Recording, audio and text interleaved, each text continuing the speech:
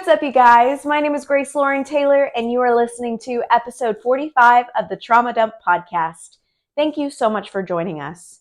Here at the Trauma Dump Podcast, we seek to answer the question, what is mental health? How do I take care of my own, and how do I support others?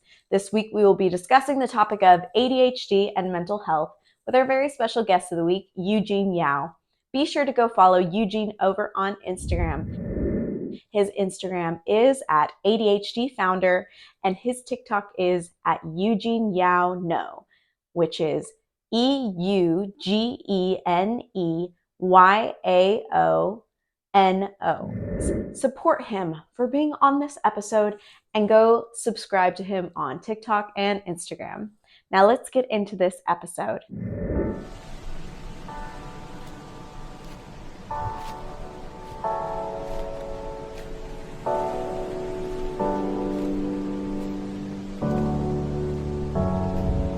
For the past 4 years, Eugene was the CEO of eVouch, which is a VC-backed marketing tool that has helped over 1,500 brands with their organic marketing. Despite that success, Eugene found that his passion didn't align with the company's mission, leading him to step down in April 2023 to pursue a path that more resonated with his deeply personal values. In August 2023, Eugene's personal journey took a pivotal turn when he was diagnosed with ADHD. This diagnosis sparked a newfound passion for mental health, prompting him to launch an Instagram channel dedicated to educating people about ADHD and broader mental health issues. Starting from scratch in December, Eugene rapidly grew his following to over 500,000 by April, impacting over 50 million unique accounts. So I really want to interview a lot of people over all subjects, but I think it's really cool to interview fellow creators who are using their mental health as a way to, number one, educate, and number two, connect with a wider group of people who may not feel so comfortable talking about their mental health, because I think we have a really bad loneliness problem, especially our generation. Even though we're the most connected generation technologically, we're not really connected emotionally. So this week we're going to be discussing how ADHD has impacted Eugene, how ADHD impacts people as a whole, and how we can utilize our mental health to connect with one another and support one another. And remember, if you'd like to share on our show, please message us in our Discord in the podcast participants channel, and we will match you to the right episode. And just a quick disclaimer before we start, I am not a licensed health professional. This podcast only seeks to create community and further understanding of these topics that are so often overlooked and extremely misunderstood. If you or a loved one are in need of medical professional help, we have resources in our description. The topics discussed here are for mature audience, so viewer discretion is always advised.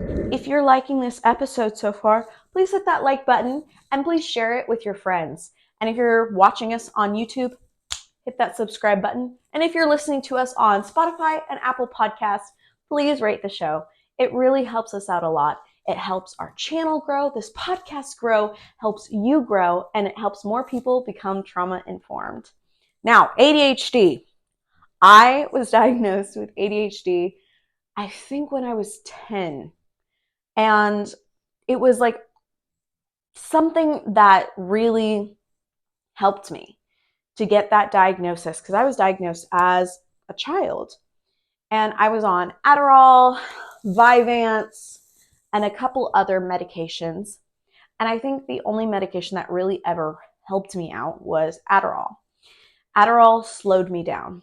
It helped me concentrate on specific tasks and helped me accomplish them in a more timely manner. Not quicker necessarily, but I was able to concentrate on individual tasks because my ADHD, I get easily distracted by random things, which is also why, my jewelry making business, my bracelets, is actually super beneficial for my ADHD, because I can focus on one little individual piece, like, say, a turquoise bracelet, and this only takes me about a couple minutes, and then I can move on to the next piece. And hey, if you want to support this podcast, you can subscribe, but you can also check out our description where you can support us over on Patreon and get a custom handmade bracelet made by me, Grace, or you can get a sticker like the one on the back of my computer.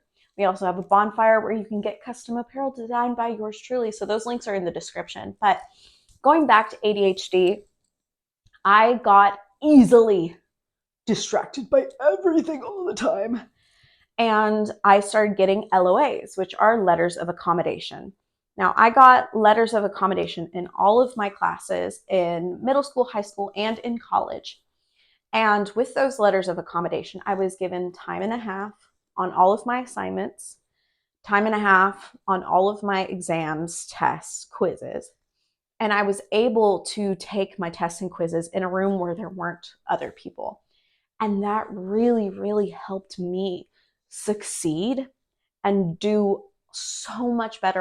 Tests where I would have really severe test anxiety, and it was very hard for me to concentrate, especially in a room full of other students with them clicking their pens or them writing, or it was too much, and I would get overwhelmed and I would start to cry. And so my doctor was like, well, let's get her a treatment plan first and foremost, and let's write up these letters of accommodation so that she can be set up for success. And it wasn't so that other people were put at a disadvantage. Nay, nay. I was at a disadvantage because of the way my brain worked.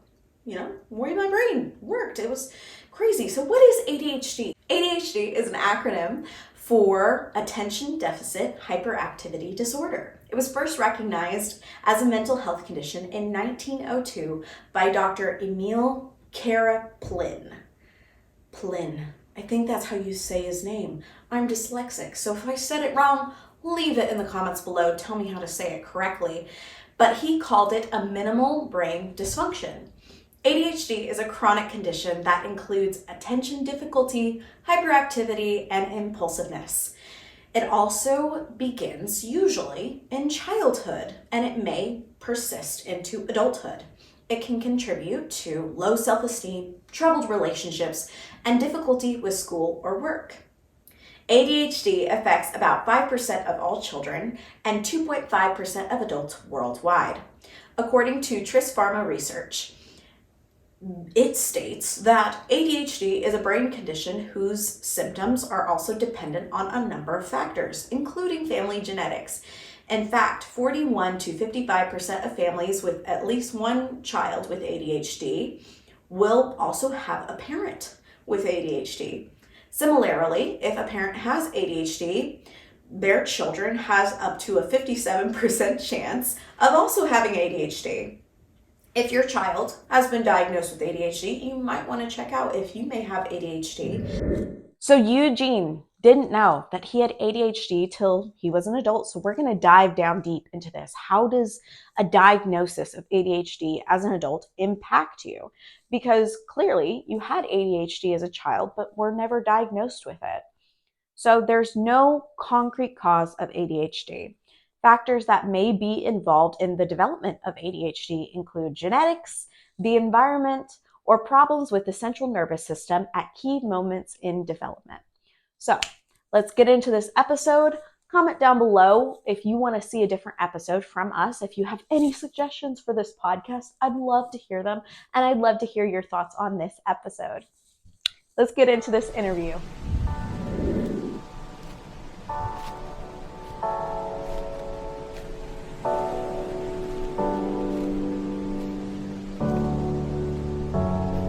Hello, Eugene. Welcome Hello. to the podcast, dude. We were just talking earlier about me throwing up, so that's a fun time. But hell yeah, dude. Introduce yourself to all of the people listening. Well, first, thank you for having me. I am Eugene Yao. I am, what's my title now? Let's say I'm a content creator. I create content about ADHD. So my @ is ADHD founder. I've been a content creator for 4 months, advocating for ADHD. Yeah, that's me. Hell yeah, dude. I mean, honestly, I love your content. It's so silly. A lot of it is, is so awesome and so relatable because I also have ADHD. And so I was like, dude, this is great. This is just fun to, because it's so relatable. It's like, oh man, I really appreciate your content.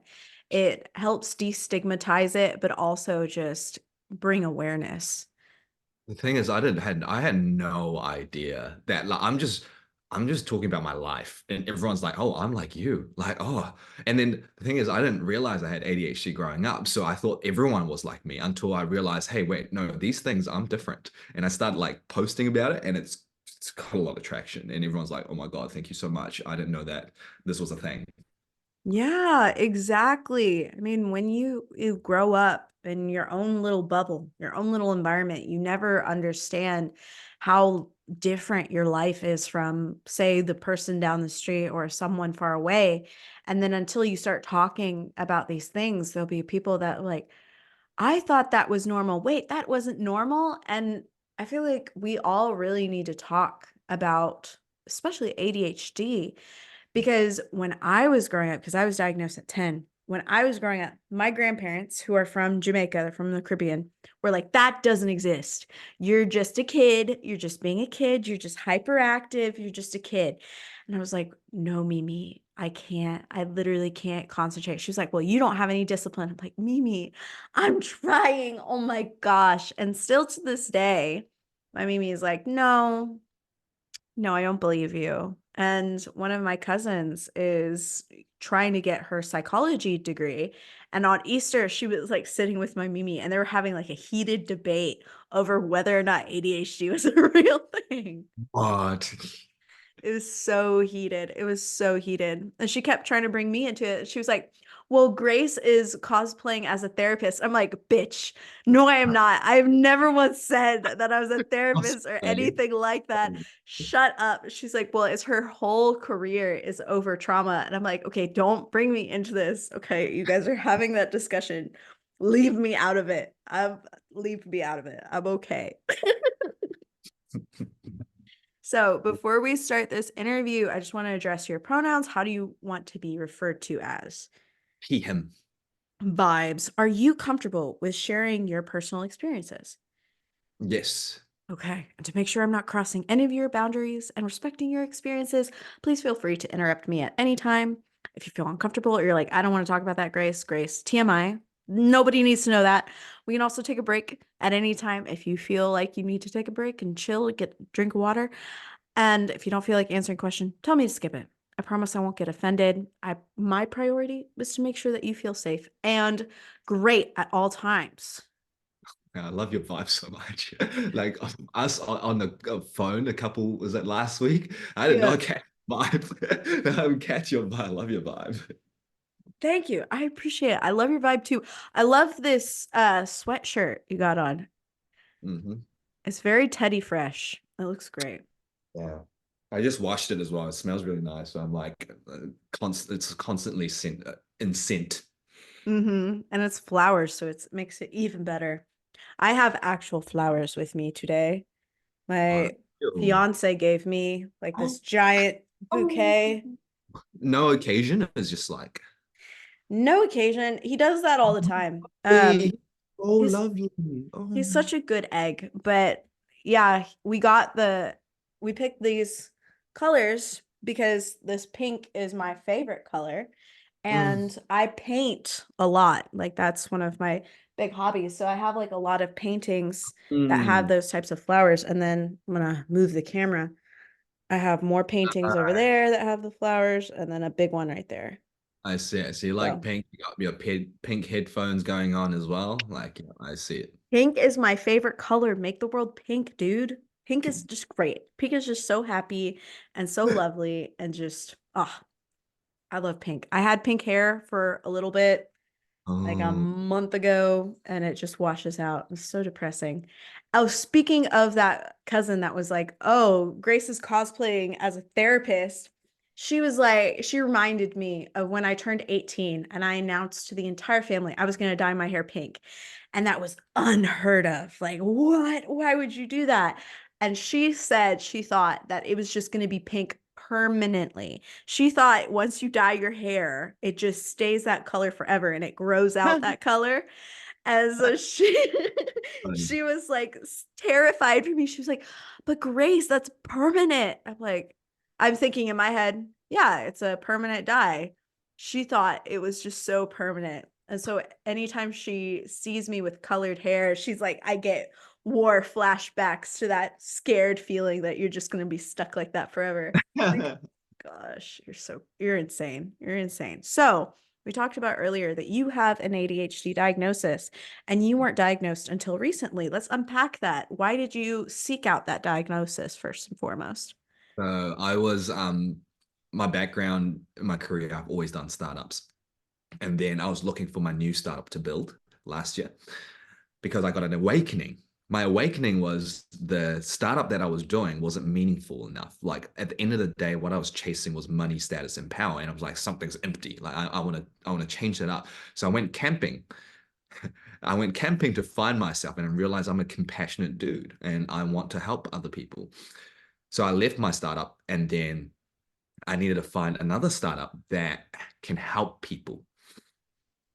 So, what better way to do that than to search for my own problem and my own mental health? So, when I am not productive, I get stress anxiety because I'm not moving forward. There's no progress.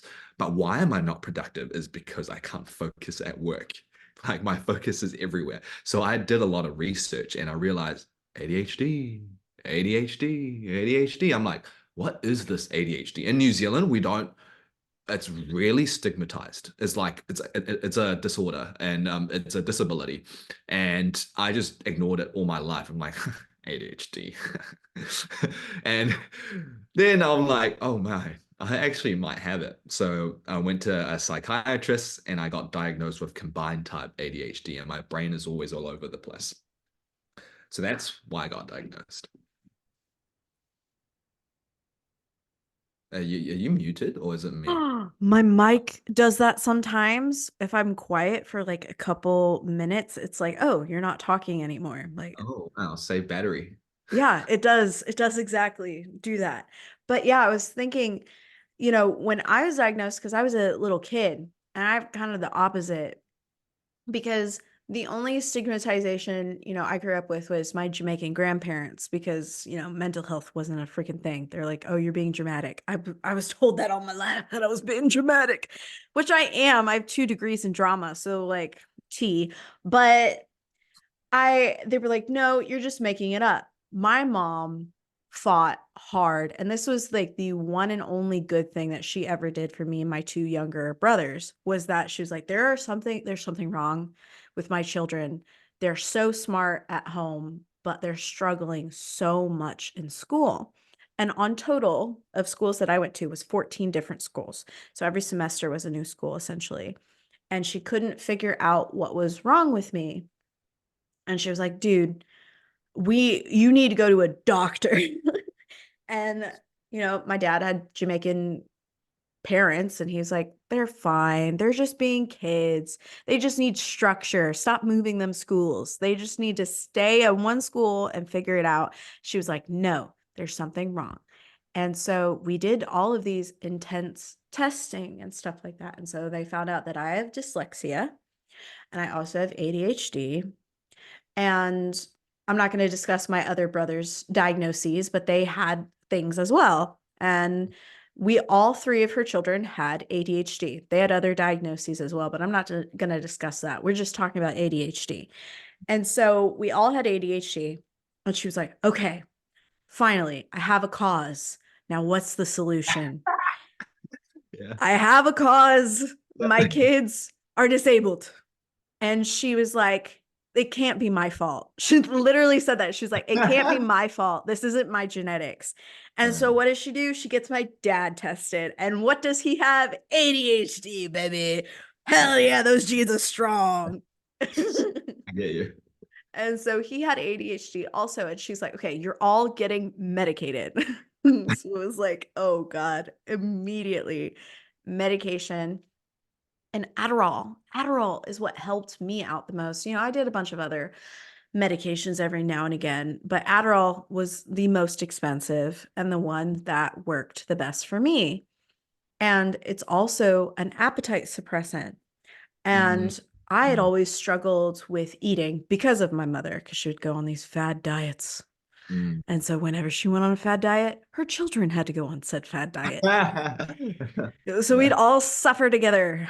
So my weight was up and down. And for whatever reason, the Adderall really helped me, stay consistent with just, being a normal kid. And I was able to concentrate on stuff. I didn't overeat. I didn't undereat. I just ate whenever I was hungry, which was a new thing for me growing up because that just didn't exist because my mom would binge. And when she was going on a binge, all of us had to go on the binge. And when she was fasting, all of us had to fast. And Mm, so it finally put something in my brain of like, oh, I can eat on a schedule. My body is like hungry. I'm going to eat then. mm. And do you take medication for your ADHD? I've only been diagnosed 7 months ago. So do I take medication? No. Have I tried medication? Yes. Do I like it? Hmm. Kept me up. I tried Adderall. It kept me up, and I there was no thoughts. I was just calm, and I was just like, What is this? Like, do I like this?" I mean, the thing is, the nature of my job is like it doesn't require 88, it doesn't require Adderall. So if I, for example, were to try to fit into society in the way that I need to work these hours, I need to do these things that I'm struggling to do, then I would take Adderall. But the nature of my job is creative, so taking Adderall is counterintuitive. Yeah. Yeah, 100%, 100% agree. Like I'm very glad that I had the medication that I had when I was in school, especially with moving different schools all the time. It I would not have been able to get the grades that I got if I didn't have my medication or if I didn't have my LOAs, which are letters of accommodation from a doctor. If I didn't have those things in place, I would have flunked everything all the time. And it's not because I'm not smart. It's because, your brain works differently. And I think that's what a lot of people don't recognize with ADHD. Or there's this new thing. I don't know if you've noticed this as a content creator, but a lot of people will use ADHD as an adjective of being like, oh, I'm just so ADHD, or oh, it's just the ADHD in me, and use it as, a throwaway thing rather than an actual diagnosis Yeah. of Yeah. saying, oh, my behavior is just so ADHD. And so when I was in school, I never told anybody my diagnosis because it's none of their damn business. And also, I was told not to because my mom was like, oh, you're going to get made fun of. Mm. That's fine. Whatever. Kids are rude. But all of my teachers knew I had ADHD, and one teacher outed me. Oh, Oh no. Oh, it's that's trauma. Like the way that you talked about it and your emotions, the way that you reacted, the thought came up in your head. I'm like, okay, yeah, that's I felt it in oh, it was like the worst thing it. ever. Oh my God, Eugene. Oh, it was like so bad. Set the scene. I was in middle school and I was in math class, and I have always struggled with math. Anything that has to do with logic sucks. Can't do it. Sucks. Yeah. And so she had, my doctor's note, my letter of accommodations. And midterms was rolling around. And so everybody got a sheet of, example questions because, midterms are supposed to prepare you for your finals, whatever. And so we got sheet example questions and then answers. I got a totally different sheet. And the girl next to me noticed. And she grabbed my sheet and she's like, "What is this?" to the teacher. And the teacher is like, "Oh, Grace is disabled, so she has something different." Ah! Oh, oh, my soul. I felt that. I felt that one. Yeah. And so I was flabbergasted. I did My God, I was shook to my core. So I go home, right, with my sheet. And I got to my dad and I'm like, "Dad, you'll never believe what happened to me." He's like, "What? What happened to you?" It's like, "My teacher called me disabled in front of the whole class." Mm. And he was livid. He was so mad. I hadn't seen him that mad because he was such a chill dude. Like, I'm the female version of my dad. He was such a chill dude. He was relaxed, calm, compassionate, loved him. And he got mad. And he's like, "Okay, I'm coming to school with you tomorrow." It's like, oh no. Oh no. My big fat Jamaican dad is coming with me to school. Great. And he was a big man. He was a big man. So the next day rolls around. He's like, "Okay, where's the math class?" He's like, "I don't even care what period you have first. We're going to math." So we go in and he's like, "Teacher, come here." And this teacher, she was a scary lady. I was terrified of her, honestly. Terrifying. Her aura, bad, negative, horrible. And so my dad's not afraid of anybody. And he was like, "Come here." And she's like, "I have a class." He's like, "No, you come here right now." And she didn't. So he goes and gets the principal and he's like, "We have a problem. Your instructor called my daughter disabled in front of an entire class. That is a breach of her accommodations, number one, and that is an ADA violation, and you will get sued. You need Mm. to bring her out. We're gonna have a conversation." So they like did like the overcom system. I'm not gonna say the name. They're like, "Please come to the front office." And so she comes, but she doesn't, she sees my dad and her face falls. She's like, "Oh no." Needless to say, she got fired because this Oh, apparently wasn't the first time something like this had happened. yeah. And I felt so bad because I was like, "Oh no, I got a teacher fired." And then the rumors starting spreading about me. Getting the Oh, teacher fine.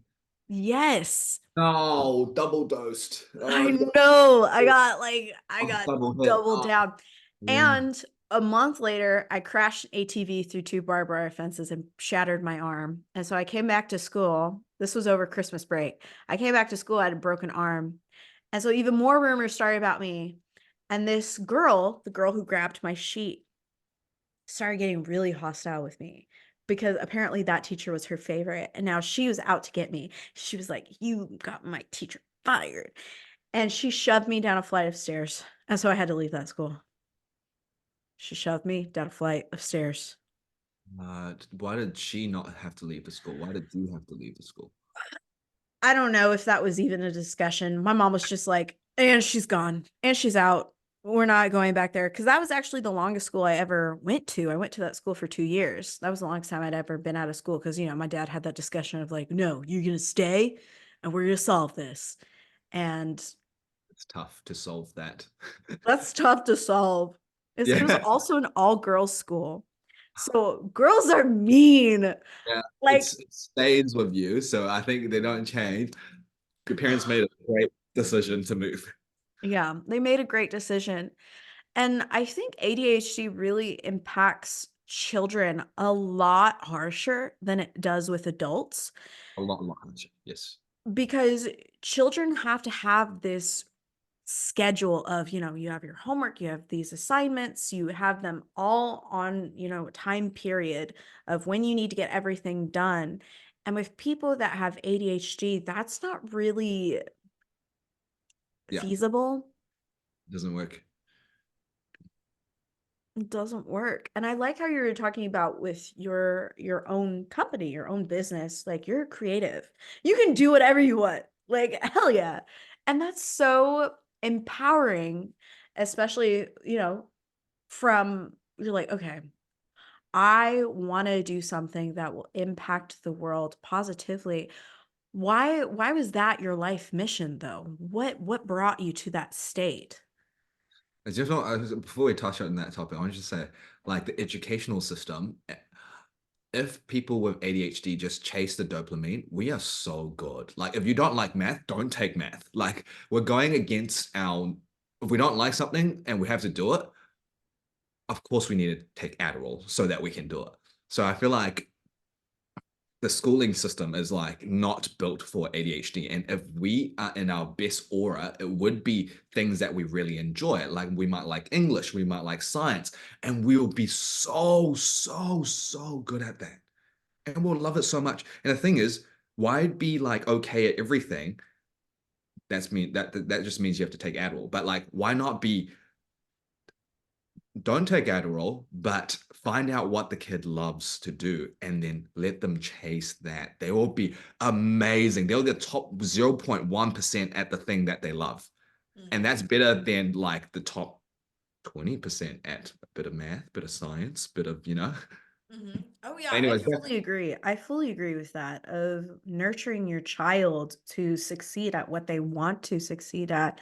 And that is really where school systems fail children because they're like, oh, they have to have good marks on everything, which in the real world, what am I using math for? I literally haven't used any math at all. I have my calculator and that's it.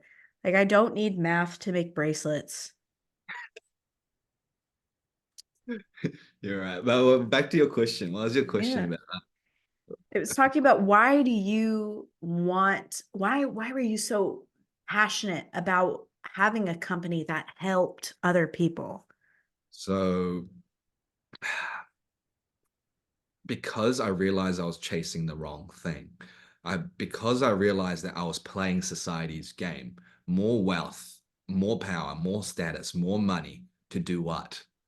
To get that, climb that ladder, you earn a little bit more and you feel proud of yourself for one, like 10 minutes a day, and then you're back on the treadmill. Like that's something that it doesn't make sense to me. Why can't I be happy every single second? Why does it have to be waiting for the next outcome, which is like, oh, I get another $1,000 or I get this more? I felt empty. So I went soul searching and then I realized what type of person I am. I'm a compassionate person, meaning that if I know that I can help other people the way that only I can help, I feel so fulfilled. And I know my strength, and my strength is I did a filming. I did a bit of filming before. I did theater as well. So I'm like, hey, why not couple all of that and let's do content creation? And I did content creation and it felt really good because I know that my younger self, if I had access to this type of content creator, I wouldn't be as lonely. I wouldn't be as sad.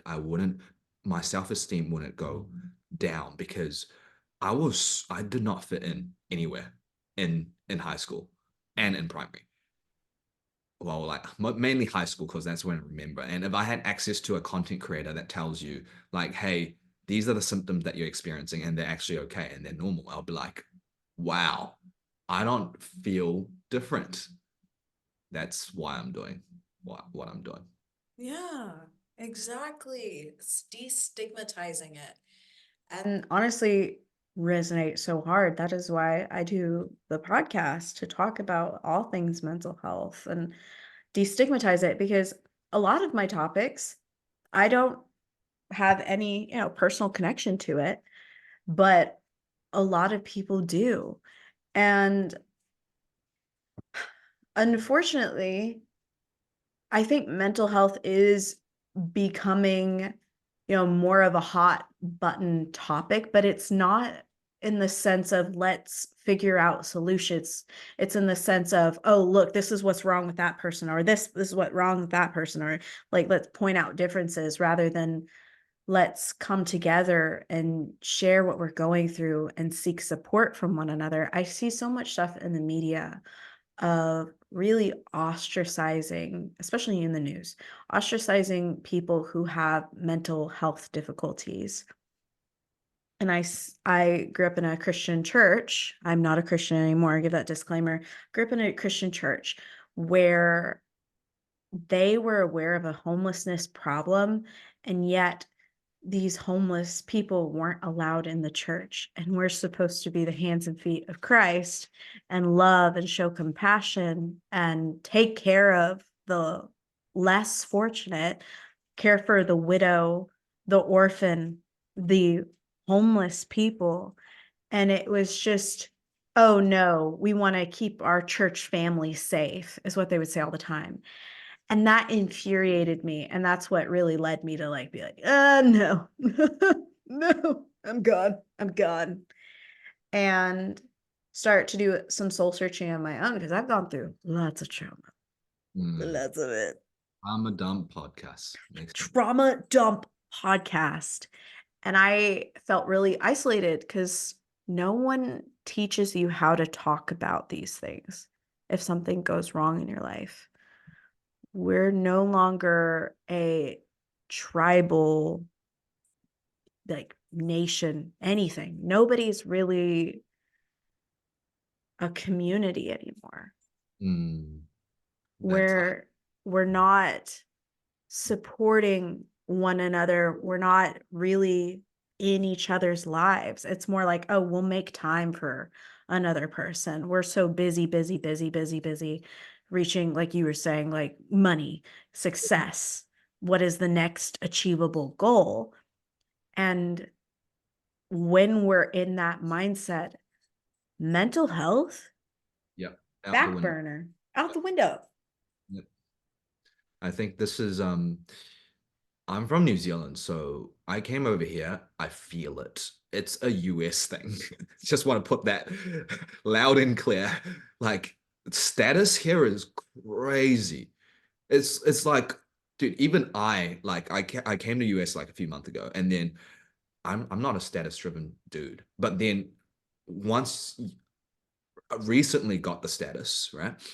And people are coming to me, they treat me differently. And I'm like, oh God, this is the problem. This is like, as humans, we like to be accepted, we like to be heard. And you're more heard when you have status. That is that is the problem, you know? So that's why like everyone's trying to climb up. They climb up so they can feel that emotion of being validated. People are listening to you. And that sucks. Yeah, it does. It's counterintuitive too. It puts people up on a pedestal and really pushes, the majority down, of being like, oh, only this person matters because this person has a following, or this person matters so much because, like, this person is likable. Mm. And it's so frustrating. And yeah, it is a mainly US thing. I think it's a mainly first world country thing, because we're so blinded by that dopamine hit of like the validation, the affirmation, that we don't know how to regulate and validate ourselves and go within and be like, okay, this is where I'm struggling. This is where I'm doing great. And it's so frustrating. It's so frustrating. And also, people with ADHD struggle a lot more with poor self-esteem, So much. because our brains are so different. We're not meant to function the way, quote, normal people do, even though I don't believe there's a normal. But like, putting it into that mindset, our brains are wired very differently. And I can't, other than my other disabilities, which I won't get into, but I can't work a normal job. I can't work a 9 to 5. Like, my body starts to shut down. I'm not even kidding. I get so depressed. I get very anxious, especially if I'm not in any, semblance of control over what's going on in my life. If I don't have, a sense of self autonomy, then I'm not going to succeed or perform the way people want me to. And Exactly. it's frustrating. Feel the same thing. It was like in my blood that I knew at a young age, even though I didn't even know what ADHD was. I just knew in my gut that I can't do a 9 to 5. And I didn't know why. Now there's a strong reason why. Like diagnosed 7 months ago, I'm like, okay, that's where it comes from. Yeah, that is exactly where it comes from.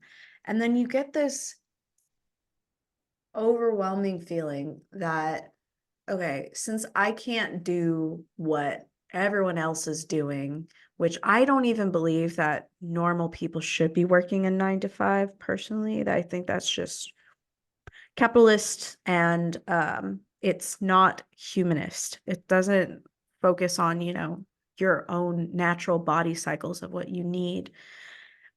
And I tried to get a job. Oh, okay. I tried in college. I was taking 23 hours in college, got my theater degree. So I was taking a lot of theater classes, which were, so great. I loved it so very much. But I needed to have a job because I needed money to be able to buy food. And so I applied for so many jobs. And I have a service dog. And so I'd come in, my little service dog, come in and be like, "Hey, how you doing? I'm Grace. Nice to meet you. Here's my application." Never, ever, ever got a call back.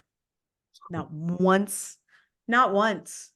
And I was like, what's going on? Is it me? Is it my service dog? So I tried one time at a restaurant without my service dog. I left her at home.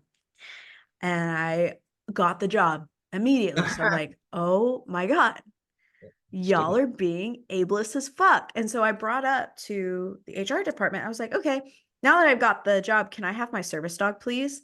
And they were like, "You're what now?" Like, my service dog. Oh, oh, the stigma is so big.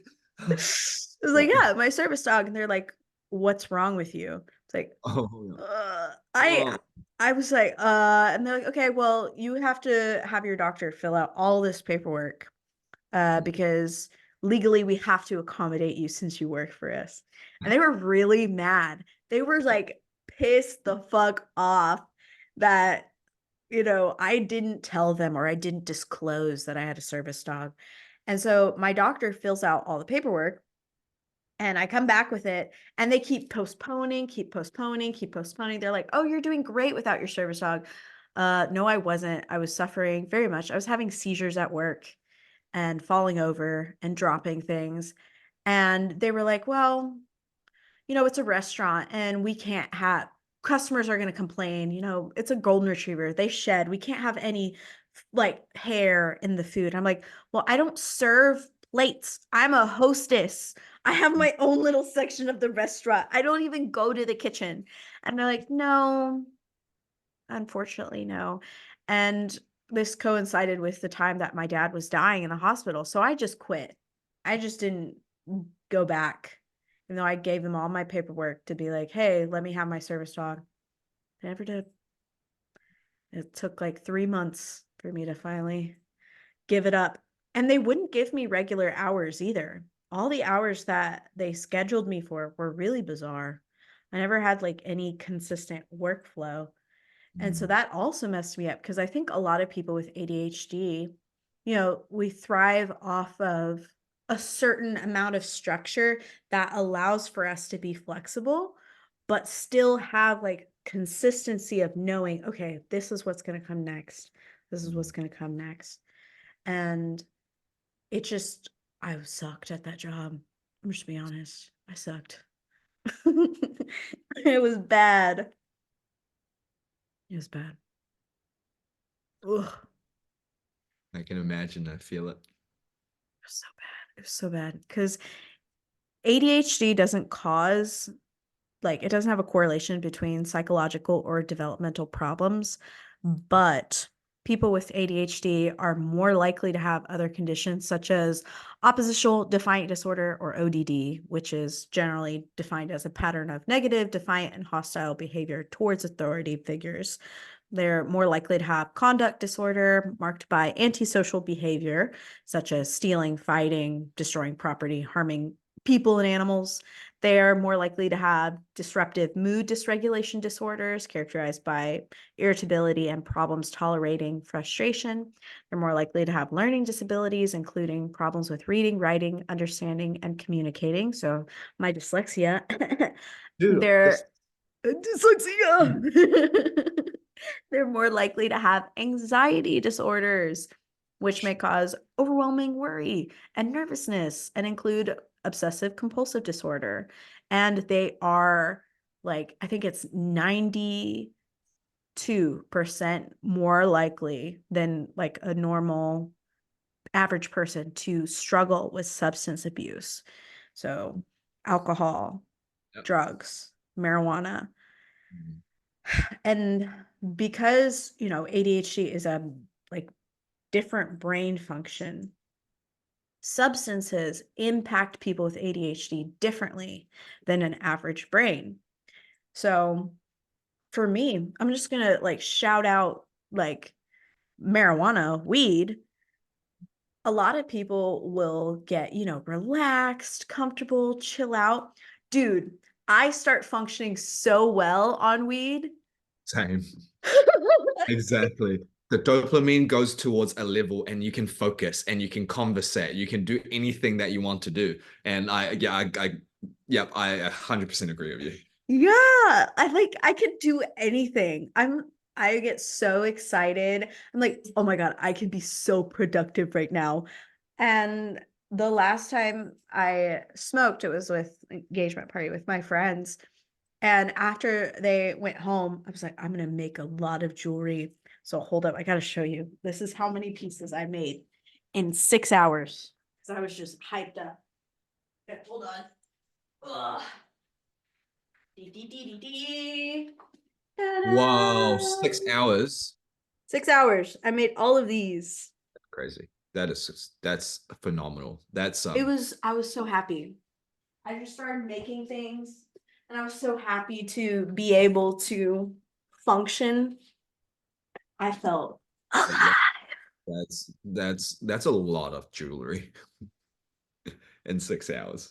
You're a machine. Yeah, I am like a machine, but I don't use a machine. It's my fingers. I met someone at a vendor event who uses a beading machine or something like that. And she was talking to me about it. And I was like, so do you still call your stuff handmade? And she's like, yeah. I'm like, okay, that's not handmade anymore. That's a machine. That's a machine. But yeah, it ADHD, you're also more likely to have mood disorders, including depression, bipolar disorder, and mania. And you're more likely to have autism spectrum disorder, which is a condition related to brain development that impacts how a person perceives and socializes with others. It's pretty cool. I think more people have ADHD than what research suggests. Research suggests that about 5% of children get diagnosed with ADHD and 2.5% of adults. But I think that's where masking comes into play. Do you ever mask your ADHD? Mask my entire life.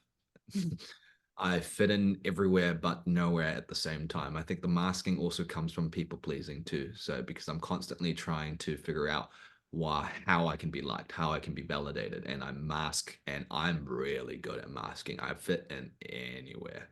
I can mimic so well.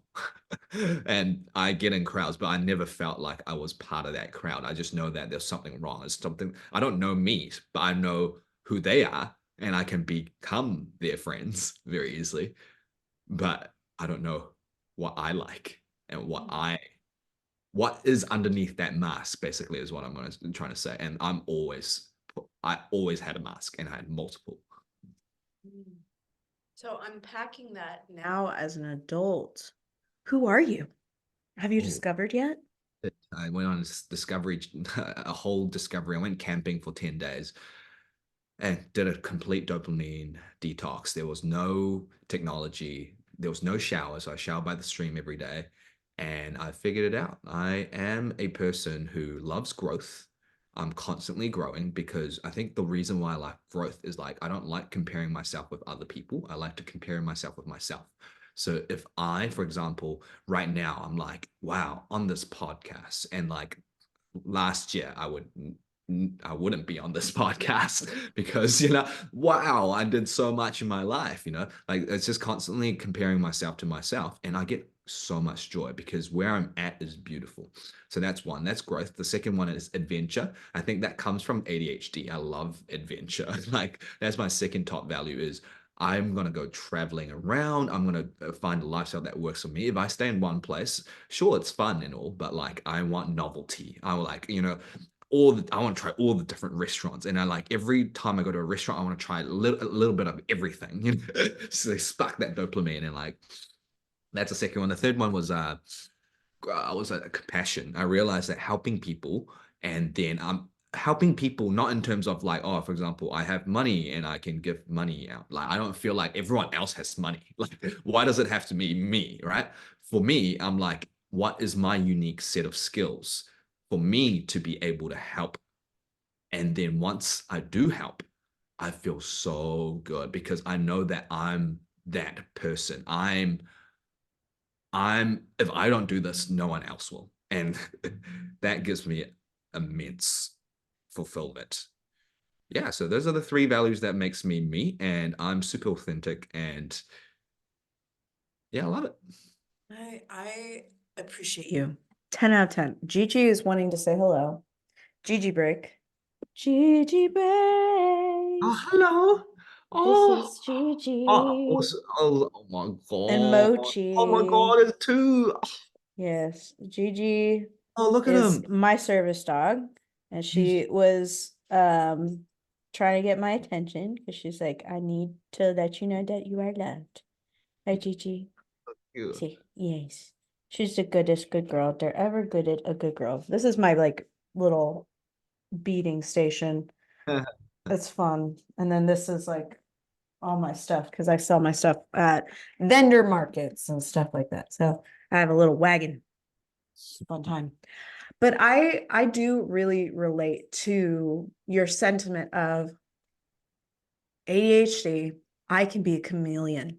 I can fit anywhere, but I don't feel like I actually fit in. That was my whole life. And especially moving schools so often, it was really frustrating because I could make friends. Yeah.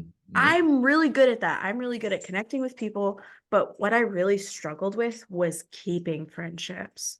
Same. Yeah. Biggest struggle of my life too. It's so hard. It's so hard because I feel like people would lose interest in me and that I was no longer a novelty, Yeah.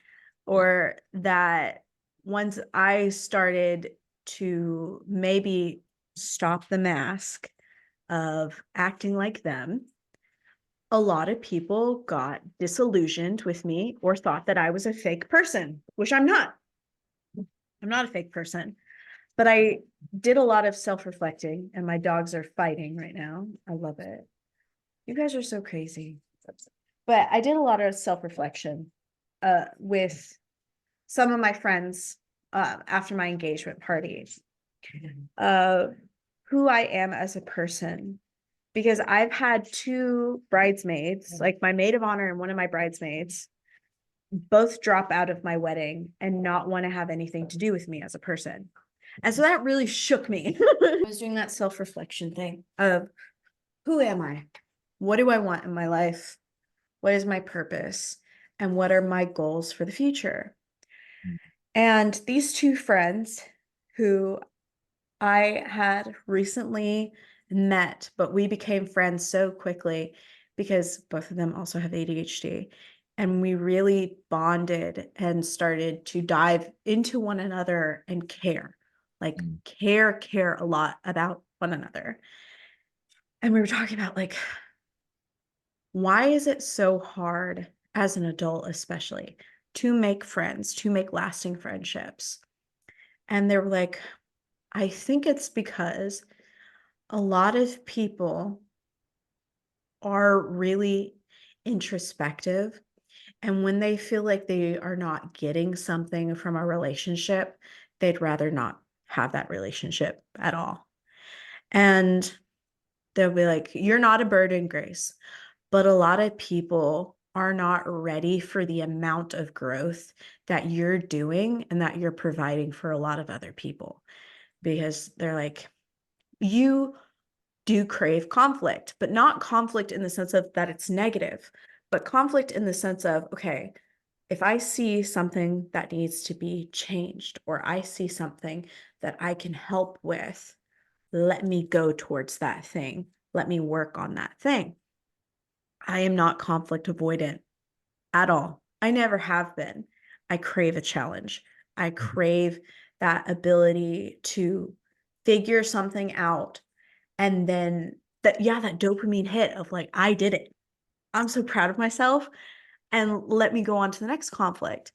And they were like, we've noticed that you have picked a lot of friends that have a lot of problems and will use you and talk about their problems, tell you everything about their problems. And then when you give them solutions and they refuse those solutions, they'd rather sit in whatever they're going through. They'd rather commiserate.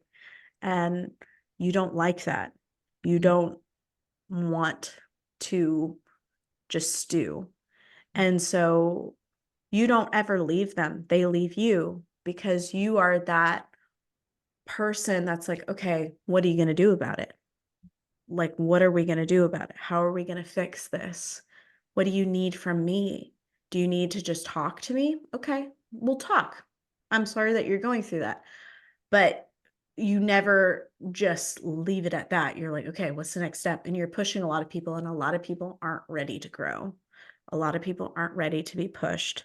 And a lot of people aren't willing to feel that conflict of seeing that you're going places, you're moving forward, you're thriving, you're succeeding, even against, adversity, even against conflict, you're still pushing forward. A lot of people will feel conviction about that. And rather than changing something in their lives, they would just prefer to remove you from it, because then they don't need to change. Because they're like, if Grace isn't here, I don't need to do shit. It makes me sad. I don't know. It sucks. It does. It really does. Because I care about people a lot. I don't I don't have really any resentment towards these people that have decided to remove themselves from my life. I'm okay with being the villain in their story, because I know the steps that it took for me to get there for them.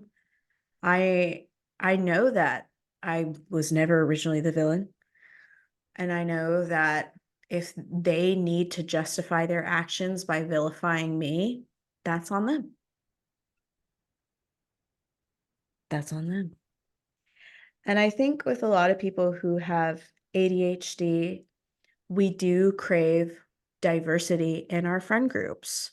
Like you were saying earlier, you fit around anywhere you could. Diversity.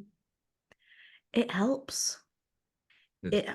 It helps because you crave like the ability to connect with a lot of different people. And it's not that I find, one friend boring. It's that different people can serve different purposes in your life, and you can serve different purposes in other people's lives. Do you connect with that? Yeah. I noticed myself recently coming to the US, going to like events. I noticed my brain just wanting to change conversations, like jump different conversations so much. And at the end of the day, I realized I know everyone.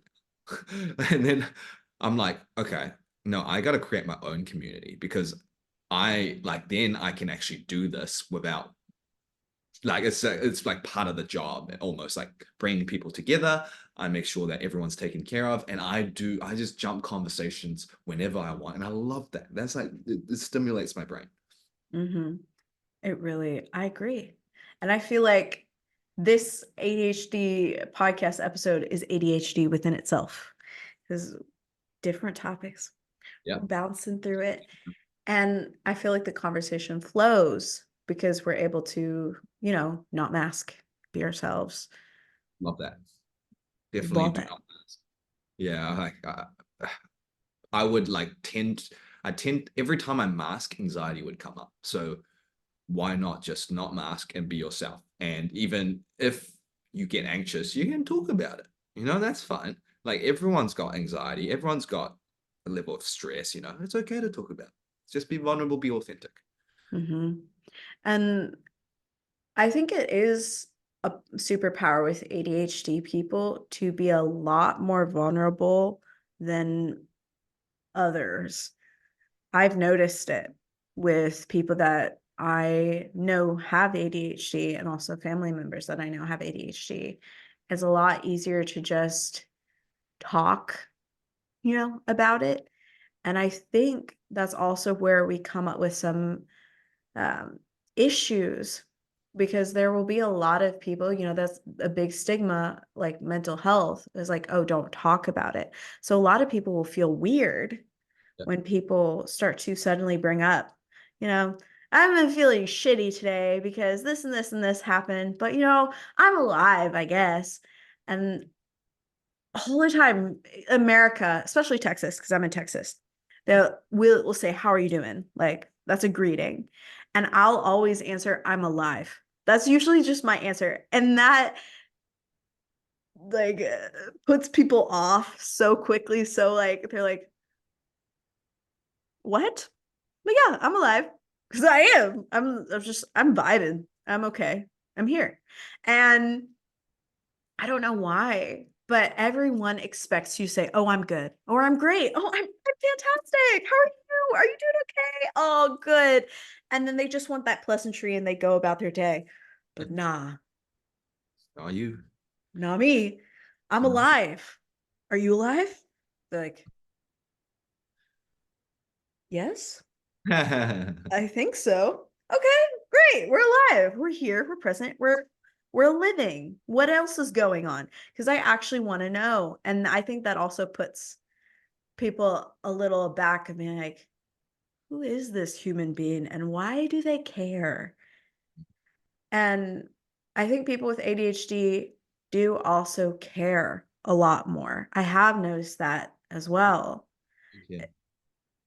Though, like, there are symptoms of ADHD, which, like, lack of attention to detail, which I don't agree with, but I think it's more in the sense of things that we don't really care about. It's like we can not pay attention to those things. Uh, People also struggle with paying attention to tasks. Mm. Sometimes it seems like they're not listening, even when they're being directly addressed. Sometimes there's a lack of follow through or being easily sidetracked. Sometimes they struggle with organization. They tend to avoid or dislike tasks that require sustained mental effort that isn't, intriguing. Mm. People with ADHD frequently lose things. Mhm. That's a struggle for me. I lose things all the time and get easily distracted and forgetful. Talking about the losing things, do you lose things a lot? So that's the only thing I don't do. King, let's go. Yeah. So I'm lucky that my right pocket is for my phone at all times. Do not put it anywhere else. My pocket. So I think I had probably some sort of like a habituated not losing things. Like everything goes in a place, so I don't need to use my brain to figure out where they are. So that's probably built that up when I was a kid, and then I just always stuck with it. And that's the only thing. Everything else is very ADHD, except the forget thing. So I was like, on the diagnosis, like, do you forget things? I'm like, not at all. It's Mm, always there. always up there in the brain. Yeah, I will forget things unless they're put in their designated area. So for a lot of my stuff, they have to have a designated area or I'm gonna lose my mind. And that was one of the biggest struggles with, moving in with my fiance and starting to live with him is he is the most forgetful little bastard in the whole world. He'll put something down and be like, I don't know where I put it. I can't find it. I don't know what to do. And he's a plumber. And so he's under houses all the time. We've had to put air tags on everything because he'll leave his keys under a house. He'll leave his wallet under a house. He'll leave his phone under a house. He'll leave his watch under a house. Does he also have ADHD? Yes. He'll take things out of his pockets or off his wrist and like go climbing under the house, right? And he's like, "Oh, I don't want to get my watch dirty. Let me just leave it right here on a rock." And then forget about it. And then forget about it. And thank God it's an Apple Watch because we can track where it is and find it. But we've had to put like an air tag on his wallet and on his keys because they'll either fall out of his pockets or he'll take them off, take them out, and he'll leave them places. And that has been one of the most frustrating things for me to cope with because we both have ADHD. And I think ADHD is very different in women than in men. And I feel like women, especially in the United States, women have had to high mask way more than men do because it's a social expectation that the women are the organizers, they're the caretakers. And so, from my perspective, it was very difficult for me to help him manage his own ADHD-ness. And it was very hard for me to take that back seat and be like, you can do it. Go ahead. You got this. I believe in you. You can do it. And eventually, he's doing so much better. That's good. But it's because we had to put in a routine for him to be like, okay, wallet, phone, keys, as soon as he leaves any job site to make sure that he has his stuff. And I like how you pointed out, you're like, well, probably in childhood that I was like, okay, I need to get this in my brain of this is where things go. This is where I'm going to have them. And that's a really good coping tool for ADHD is putting into place of, okay, this is what I need when I leave the house. This is where I'm going to put it and put it in a designated spot. Because if it isn't in that designated spot, yeah, we lose things all the time. We can't find them because it's like, there's so many like places it could be. And that's also why I have to keep all of my beading supplies and everything in this office, in this room. Because when we moved here, I was trying out, okay, where do I want to start doing my work, right? And I left things all over the place and I set myself up for failure because I have cats also. Oh, And cats like string. Cats also like beads. yeah. And if I leave them open, which I tend to do because I'm forgetful and I'll get task oriented and I'll be like, oh, I'm going to go do this other task that needs to be done. And I'll leave them open. My cats will flip over my beads. Beads will be all over the floor, or they'll steal them like one by one, put them in their mouth and put them in random places. And that was just not it. I was like, this is on me. This is my fault. I gotta rectify the situation and figure it out. Let me ask you this question. What type of ADHD do you more resonate with? Do you more resonate with hyperactive impulsive ADHD? Or do you more resonate with attention deficit type ADHD? Hugely hyperactive. Like, probably I would say I'm severe on hyperactive and I'm moderate on inattentive.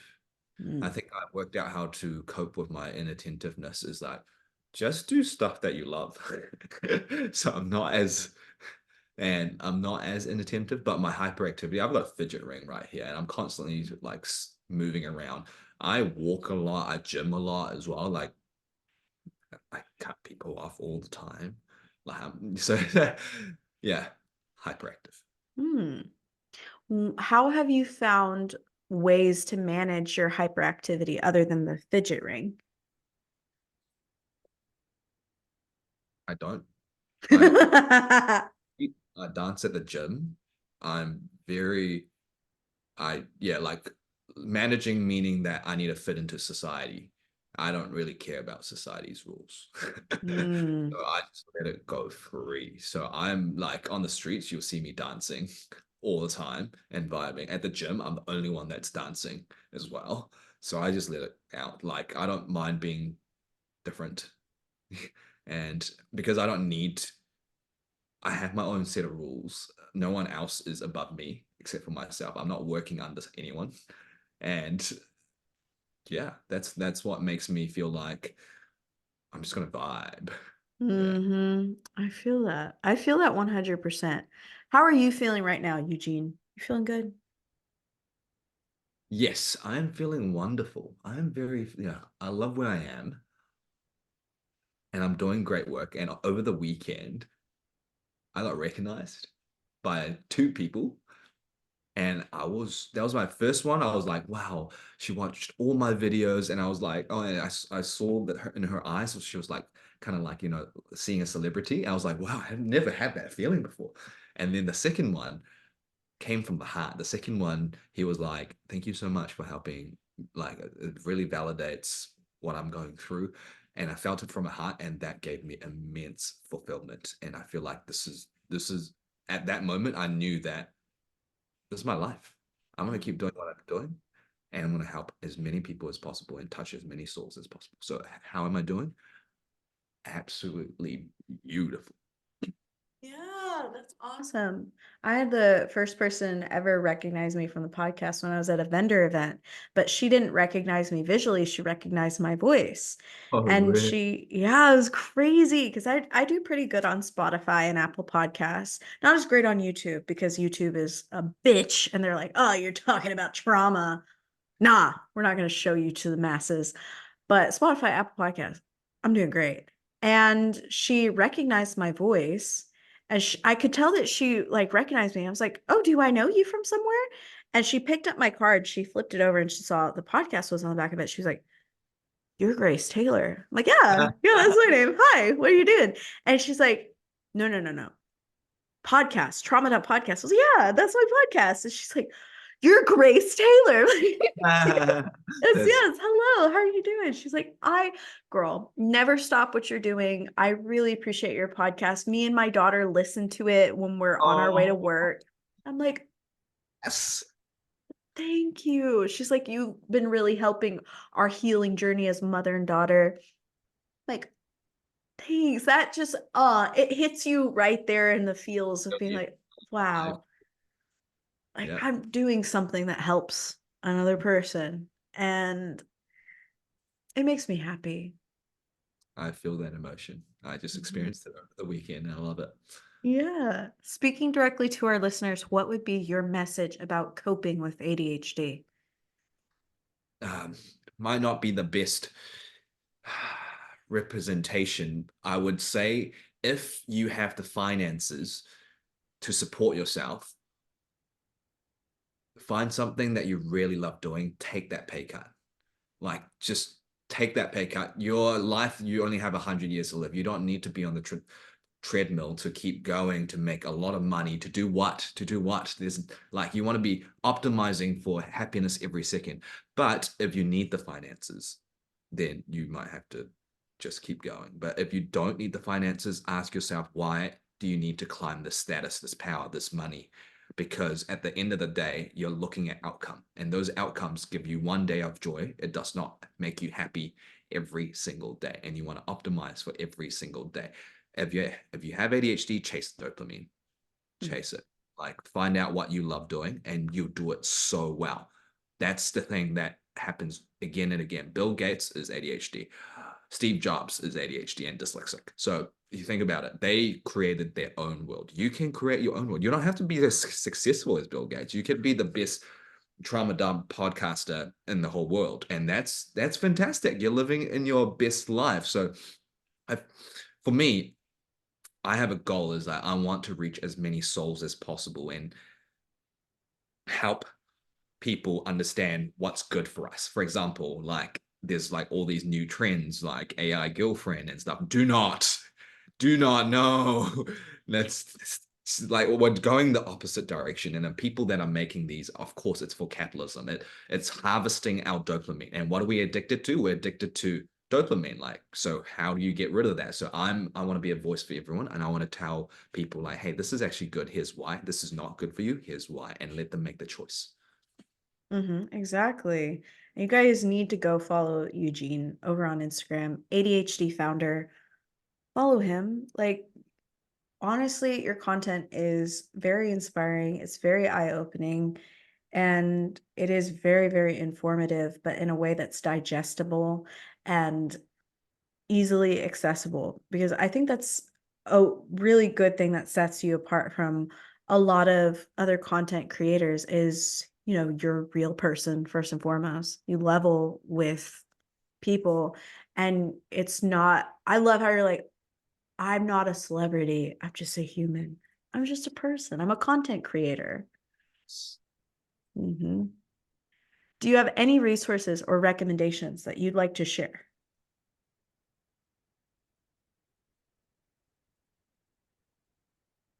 Follow ADHD founder on Instagram.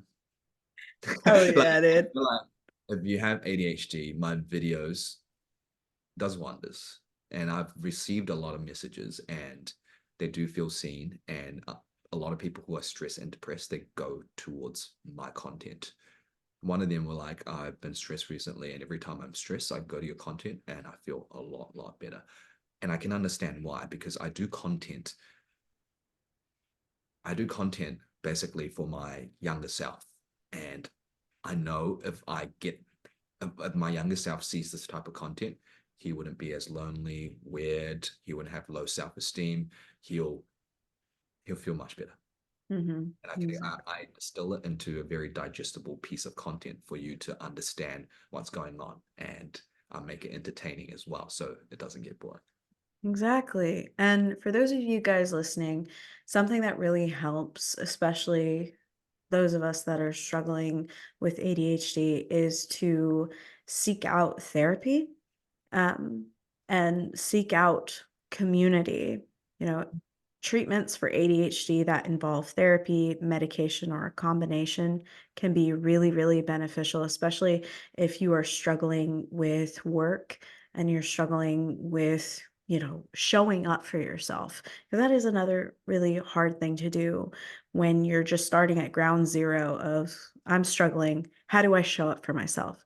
Therapy is really beneficial. And then self-care strategies and support groups are super beneficial as well. If you're wondering about like what type of therapy could be beneficial for you, therapy options for ADHD include cognitive behavioral therapy or behavior modification therapy. Now, it's not telling you don't be ADHD, but it's actually helping you embrace your ADHDness, what works best for you, what works best for your mindset.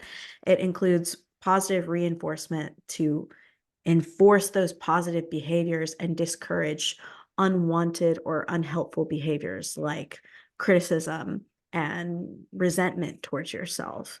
So, cognitive behavioral therapy is super helpful, and it helps address the horrible thoughts or beliefs behind dysfunctional patterns. Therapy can also involve training for people in your support system. So, your family members, your partner, your teachers, to help them understand ADHD and help encourage your own healthy behaviors. And I want to encourage you guys, if you ever need any support or you just want to talk and share anonymously, please join the Discord server. It's fun. It's a vibe. It's a time for you to talk about anything you want. Trauma dump. Tell us what you're going through, because we're here. We appreciate you, and we want to know you and support you in whatever way that we can. And my last question to you, Eugene, is, do you like therapy? Have you gone to therapy? So this is an interesting question, right? So I've done coaching before, but I haven't done therapy. So the reason why I haven't done therapy is I'm a very vulnerable person. all my peers, all my people that I'm with, they catch me. So I basically tell them about my problems and they listen to my problems. Mm-hmm. And they're also very smart individuals that are able to help me guide myself. And we help each other. And as soon as I open up and become vulnerable to them, they become vulnerable back to me. And I'm also helping them. And it goes both ways. If I'm helping them, I get very emotionally aware. And that helps. That is therapy in itself. So I find people that go to therapy very attractive because we can vibrate on the same frequency in terms of like emotional understanding each other.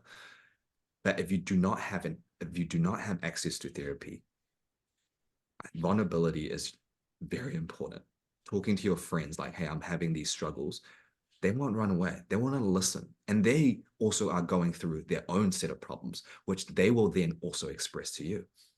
And by the process of you listening, you also understand more about yourself. So everything comes full circle. Mm-hmm. And I love that you said everything comes full circle.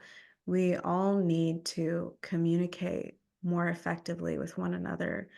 And if you find someone that you communicate with that you're struggling and they're not able to help you, move on to somebody else because you will find your people. They are out there. And I'm saying this as someone who's lost a lot of people, but it isn't really a loss. It's just a thing that happens. And you will find people that are your people. And sometimes it just takes talking to someone, like at a park, at a restaurant, in line for your coffee, just talking to them. Seem genuinely interested in them and what they're going through. Seek people out, pursue people. Then, once you start opening yourself up to that possibility, so many more people, you will attract so many people that will care about you and be invested in you. The law of attraction is real, especially for people with ADHD. It is a real thing.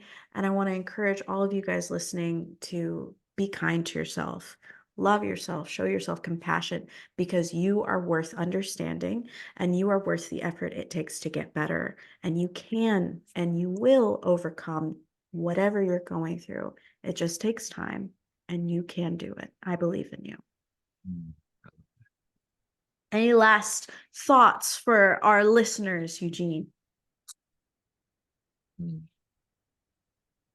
Be kind to others, be your authentic self, and stay vulnerable. Amen, brother. Amen. Well, thank you so much, Eugene, for sharing with us. Thank you for talking about ADHD. We'd love to have you on another episode.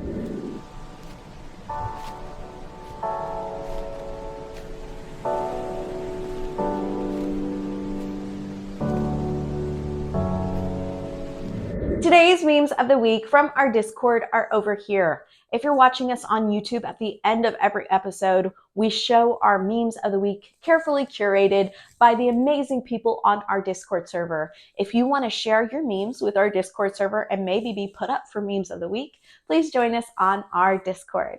Now, let's get into those memes.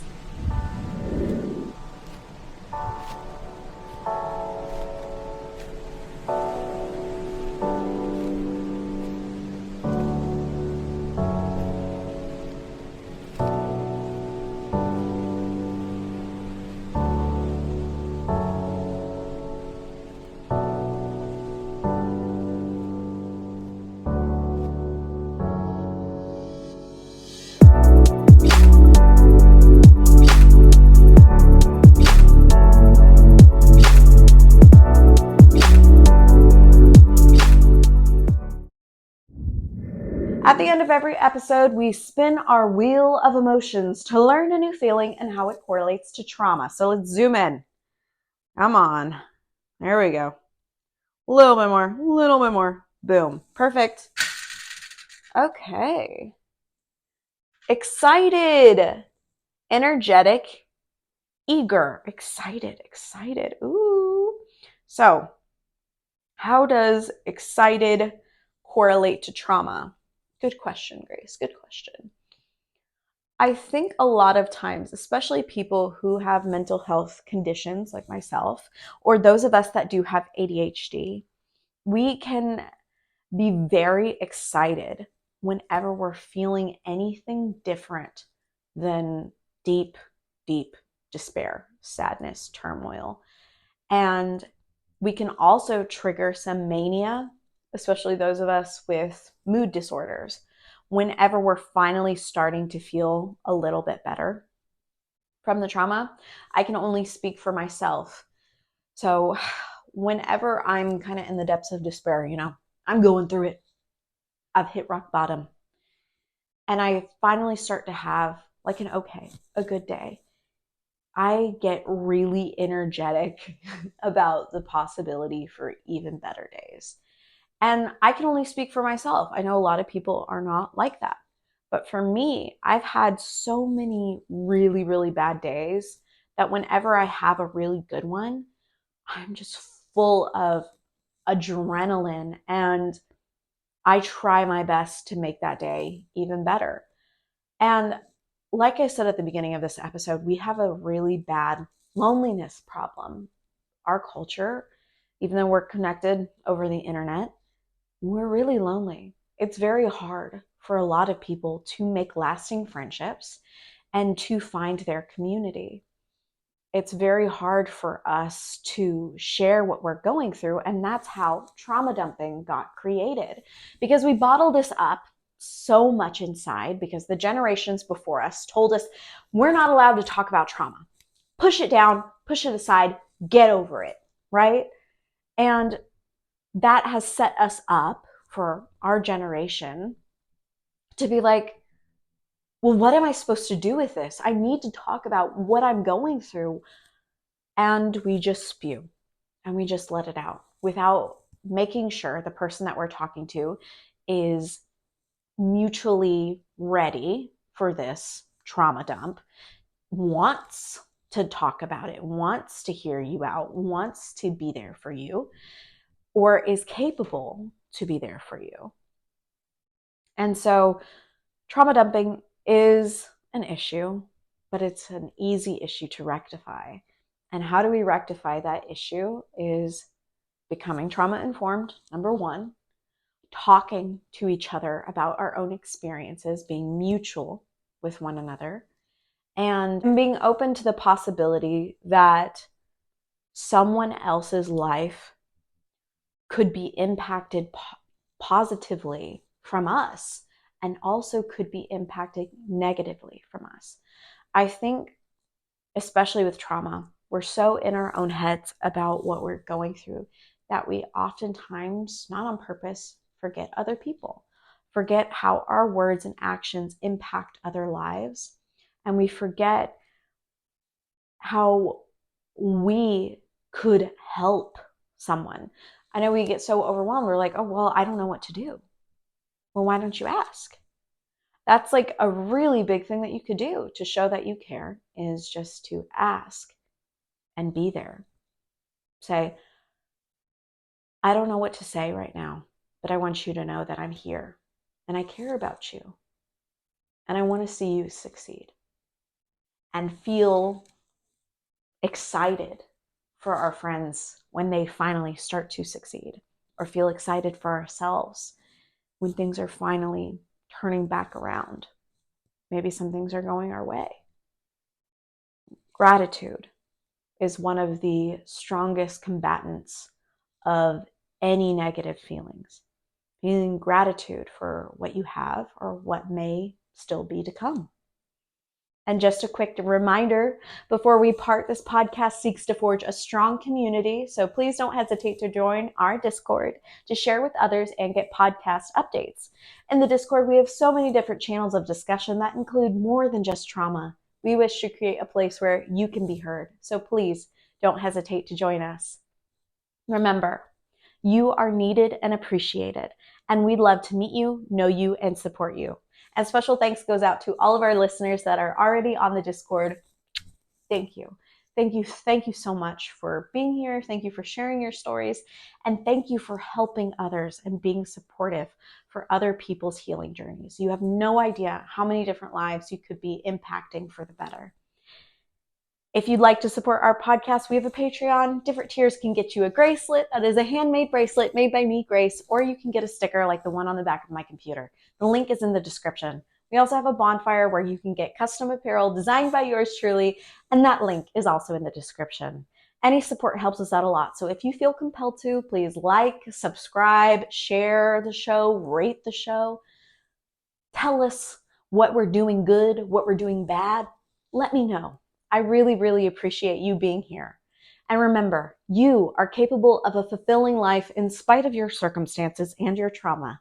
May you rise again from the ashes and be filled with peace, hope, love, joy, and understanding. I'll see you guys in the next episode. Happy Mental Health Awareness Month. Goodbye.